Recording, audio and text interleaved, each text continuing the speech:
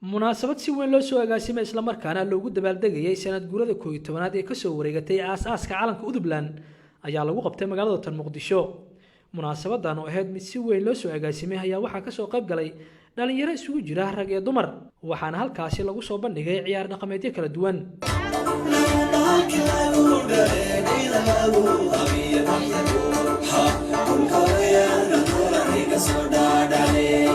ugu horeyn ayaa goobta waxaa ka hadlay sharaxayna ujeedka xafladda Cabdullaahi Axmed Muuse. waxaan rabaa asxaabta mal soo koobi kara macnaha magaaladan waa la wada joogaa, dad qaarkoodna wadamadaas fara badan ay ku nool yihiin.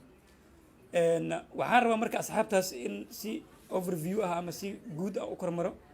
Cabdisamed waa taqaaniin, Cabdisamed Cabdulqaadir Xaaji runtii barnaamijkan waa ninkii ugu horeeyay barnaamijkan u soo rabar adeegay oo u soo istaaga waa macnaha waa dareemi kartaan qof dalka dibadiisa jiro inuu barnaamijkan maanta oo saameyn xoog badan ku yeesho, wax la soo koobi kara maahan. waxaa ku weyn dareenka calankan maanta Udubland. anagana waxaan rajeyn doonaa in sidaas oo kaleeto calankan inuu noogu weynaado.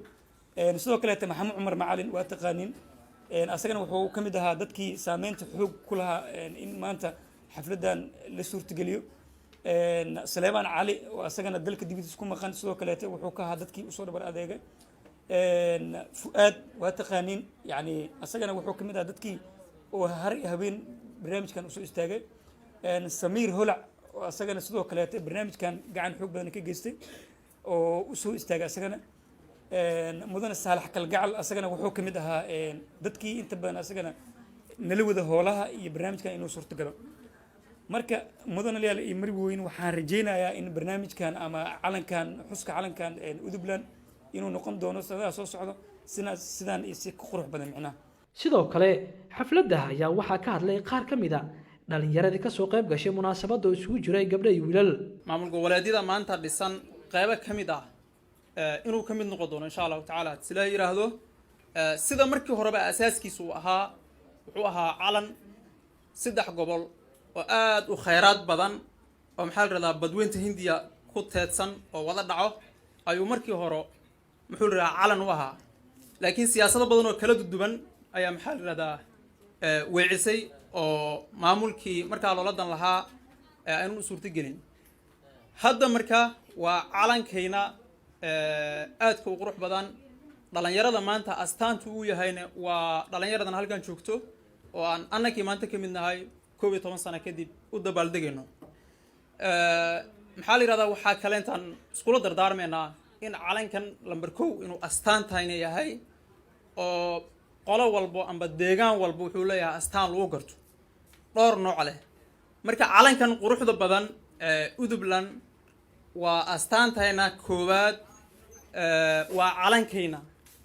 marka waxaas mudan yahay sanad iska daayay in mar walba afka lagu hayo lagana dhaweeyo quruxda uu leeyahay ayuu mudan yahay. wax alla waxaan xaq u leenahay inta aynu ka helayno state ama federal calankaasi Udubland saas ayaan u hayn doonaa.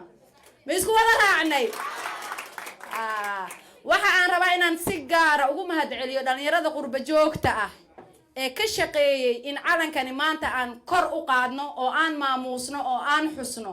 dhalinyaradii ka shaqeysay anigoo aanan hebel iyo hebel dhihin way wada mahadsan yihiin. waxaan leeyahay jazaakumullahu khayran. wax aanay waalidiinteena iyo waxgaradkeena iyo odayadeena iyo mas'uuliyiinteena aanay garan ayaad garateen. waa mahadsantihiin mar labaad, idinkuna u mahadceliya. sidoo kale waxaan rabaa inaan u mahadceliyo dhalinyarada iyo gabdhaha quruxda badan ee meesha isugu yimid ee maamuusaya calankooda. insha Allah ma noqonayso markii ugu horeysay, mana noqonayso markii ugu dambeysay. weligeen waan u dabaaldegi doonaa, waliba waxaan ugu dabaaldegi doonaa gobolada aan anagu ka soo jeedno, gaar ahaan Jamaame ilaa iyo Marko ilaa number 50 inaan ku maamuusno waa jecelnahay. saasmo insha Allah qof walba dhinaciisa ha ka qabto. aad iyo aad ayaa u wada mahadsantihiin dhammaan inta meesha joogto meediyaha iyo dhammaan inta ka soo shaqeysay xafladan oo ay igu casuuntay. waxaan leeyahay aad iyo aad u mahadsantihiin. biimaal waxaa idin leeyahay israaca oo hal ahaada. maanta meeshaan aad joogno waxaan rabnaa inaan ka qabano marka cadii hadduu ilaahay ka raali noqdo, garab ahaado oo walaal ahaado oo isku tiirsanaada. wallahi caawa farxadeed ma la soo koobi karo. waxaan dhex joogaa walaalahaygi waxaan farxad la qaadanaa walaalahaygii farxadeedii dareenkayga wax inta lagu soo koobi kara ma aha cabdiraxmaan kambaalo goobsho